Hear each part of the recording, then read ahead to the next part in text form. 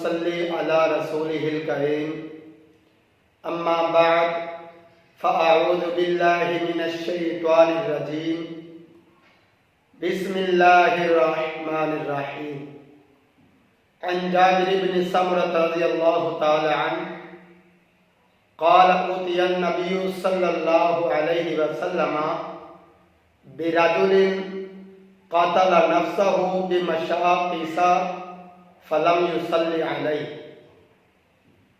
عزیز دوستو، ایک افسوسناک واقعہ ہوا۔ معروف مبلغ، معروف عالم دین مولانا طارق جمیل صاحب حافظہ اللہ تعالی، ان کے چھوٹے صاحبزادے نے خود کو گولی مار کر خودکشی کر لی۔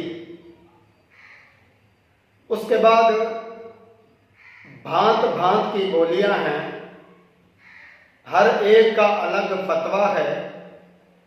کچھ لوگ اس کو شہید بنا رہے ہیں، کچھ لوگ ان پر جہنم کے فتوے جڑ رہے ہیں، اور کچھ لوگ یہ کہتے سنے گئے کہ جو بندہ خودکشی کرتا ہے اس کا جنازہ نہیں ہوتا۔ تو اس طرح ایک فیملی جس پر غم کا پہاڑ ٹوٹا، یہ باتیں سن کر ان کو مزید تکلیف پہنچی، مزید وہ غمگین ہوئے۔ تو ہم یہ دیکھیں گے کہ اس میں شریعت کا کیا حکم ہے اور اصل شریعت کا فیصلہ کیا ہے۔ تو عزیز دوستو، سب سے پہلے ہم یہ دیکھتے ہیں خودکشی کے متعلق۔ خودکشی بلا شبہ ایک حرام عمل ہے، کوئی شک نہیں۔ جو بندہ خود اللہ کی دی ہوئی نعمت زندگی کو ختم کر لیتا ہے، جس طرح وہ اپنے آپ کو ختم کرے گا، کل قیامت والے دن اسی حال میں اٹھایا جائے گا۔ اس کے ساتھ ساتھ دوسرا مسئلہ، کیا وہ مستقل جہنمی ہے خودکشی کرنے والا؟ تو اس پر واضح اور کھلم کھلا دلیل موجود ہے کہ وہ مستقل جہنمی نہیں ہے۔ کیوں؟ کیونکہ جو مشرک ہوگا، بدعت کفریہ کا مرتکب ہوگا، یا پھر عقیدتاً منافق ہوگا، عقیدے کا جو منافق، اس کے لیے مستقل جہنم ہے۔ اس کے علاوہ جتنے بھی مسلمان ہیں، جو مرضی گناہ کریں، آخر ایک نہ ایک دن وہ جنت میں ضرور جائیں گے۔ اگلا مسئلہ نماز جنازہ کا۔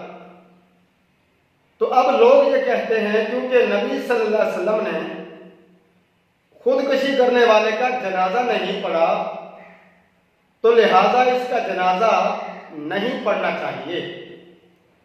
تو یہاں میں دو دلیلیں دوں گا۔ جب نبی صلی اللہ علیہ وسلم دوسروں کو اجازت دے رہے ہیں، کس طرح؟ مقروض کا آپ صلی اللہ علیہ وسلم نے جنازہ نہیں پڑھا، صحابہ کو اجازت دے دی۔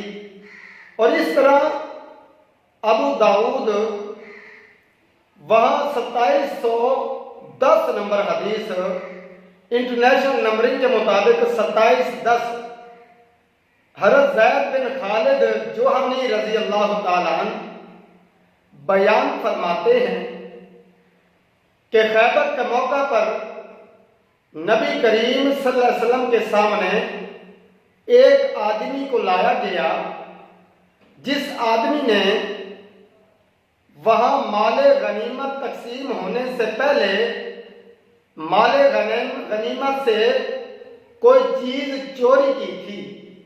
تو نبی کریم صلی اللہ علیہ وسلم نے اس کا جنازہ پڑھانے سے انکار کیا اور ساتھ ہی صحابہ کو حکم دیا فرمایا کہ صلو علی صاحبکم، کہ میرے صحابیوں تم جنازہ پڑھ لو۔ معلوم یہ ہوا کہ اگر اس کا جنازہ جائز نہ ہوتا تو نبی صلی اللہ علیہ وسلم صحابہ کو کیوں کہتے؟ اس طرح مقروض کا جنازہ صحابہ کیوں پڑھتے جبکہ نبی صلی اللہ علیہ وسلم نے نہیں پڑھا؟ اور اسی طرح صحیح مسلم حدیث نمبر 978، نبی کریم صلی اللہ علیہ وسلم کے سامنے ایک آدمی لایا گیا۔ حضرت جابر بن سامورہ رضی اللہ تعالیٰ فرماتے ہیں قاتل نفسہ بمشاقصہ، جس نے دوران جنگ جب وہ زخمی ہوا تکلیف ہو رہی تھی تو اس طرح تکلیف برداشت نہ کر سکا اور یہاں چوڑا اپنا تیر رکھ کر اس نے اپنے آپ کو ختم کر لیا، اپنے آپ کو قتل کر لیا۔ تو نبی کریم صلی اللہ علیہ وسلم نے فلم یصلی، آپ صلی اللہ علیہ وسلم نے اس کا جنازہ نہیں پڑھا۔ اور دوسری روایت میں سنن نسائی میں یہ بات موجود ہے کہ آپ صلی اللہ علیہ وسلم نے فرمایا کہ اس کا جنازہ رہی میری بات تو میں نہیں پڑھوں گا۔ اور دوسری جگہ یہ بات موجود ہے کہ آپ صلی اللہ علیہ وسلم نے صحابہ کو اجازت دے دی کہ آپ پڑھ لیں۔ تو کیا معلوم ہوا کہ جو بندہ خودکشی کرتا ہے تو اس کا جنازہ اگر معروف لوگ ائمہ خطبہ یا مشہور علماء نہیں پڑھنا چاہتے، جس کا دل نہیں مانتا نہ پڑھے، لیکن اگر کوئی پڑھنا چاہتا ہے تو کوئی اعتراض نہیں ہے، جنازہ پڑھ سکتے ہیں۔ اس کے بعد اب مسئلہ رہا مولانا طارق جمیل صاحب کے بیٹے کا۔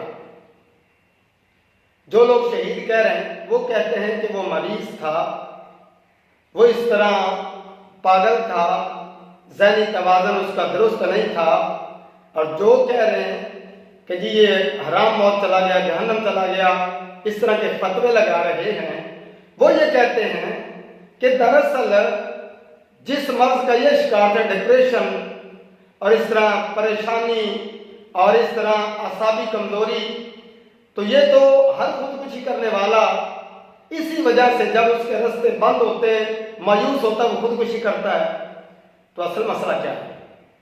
یاد رکھنا، اگر ایک بندہ اس حال میں ڈپریشن میں چلا گیا کہ اس کو ہوش و واس ہی نہیں ہے، ذہنی توازن ہی کھو بیٹھا ہے، اس کو اچھے برے کی تمیز ہی نہیں ہے، بھلے اور اس طرح نقصان دہ چیز کا اس کو پتہ ہی نہیں ہے، فائدے نقصان کا پتہ ہی نہیں ہے، تو پھر تو وہ مرفوع قلم لوگوں میں شامل ہوگا۔